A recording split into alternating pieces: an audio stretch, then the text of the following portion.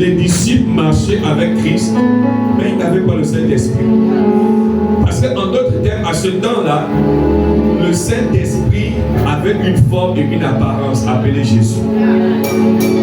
Et c'est pourquoi ils ne pouvaient pas expérimenter le Saint-Esprit en eux, parce que le Saint-Esprit était avec eux. Et à ce moment, la Bible déclare que le Seigneur va leur dire que je m'en vais auprès du Père vous réserver une place, mais je ne vous laisserai pas seul. Je vous enverrai le consolateur qui on appelle le Saint-Esprit. Il dit, quand il surviendra sur vous, il vous emmènera dans toute la vérité.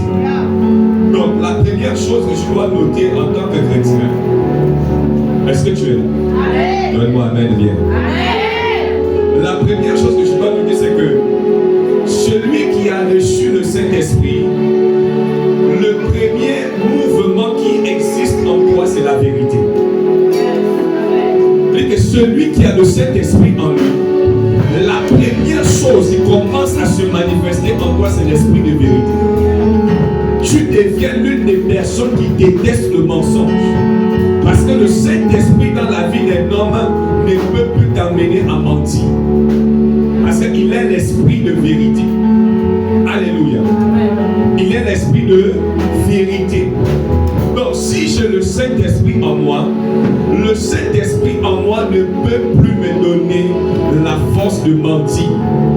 C'est pourquoi la Bible déclare que les ténèbres et la lumière ne cohabitent pas ensemble. Pourquoi? Parce que les ténèbres c'est le mensonge, la lumière c'est la vérité de Christ. Je ne me donne pas amen quand je vais en. Vous savez, tous les témoignages que j'ai pu écouter ce matin, je bénis Dieu. Et ce sont ces témoignages qui me prouvent et qui me démontrent que mon alliance est toujours intacte avec Dieu. Vous savez, parfois tu peux penser que Dieu est encore avec toi alors que Dieu t'a quitté depuis. Il y a des endroits que parfois quand tu arrives, c'est juste la forme mais le fond n'est plus.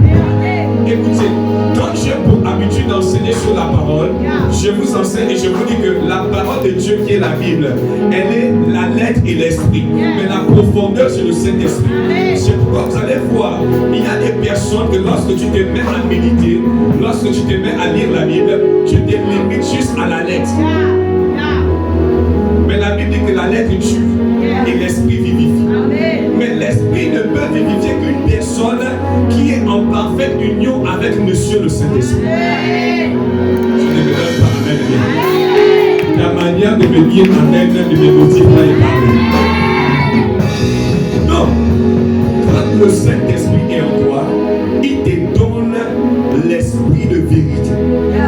C'est-à-dire que tu fais partie de ceux-là qui détestent désormais le mensonge. Mais si tu es une personne, tant bien même que tu viens à l'église, quand bien même que tu pries, tu parles à l'âme, écoutez, c'est choquant de voir quelqu'un qui n'a pas le Saint-Esprit mais qui parle à l'âme. C'est choquant. Est-ce que je peux avancer? Est-ce que je peux te choquer ce matin? Écoutez, est-ce que vous savez qu'une personne qui n'a pas le Saint-Esprit parle en langue, c'est un esprit de python? Tu ne peux pas parler en langue si tu n'as pas le Saint-Esprit. Parce que quand on parle même du parler en langue, le parler en langue ici c'est la langue des anges.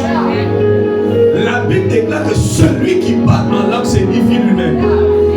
En d'autres termes, c'est un esprit qui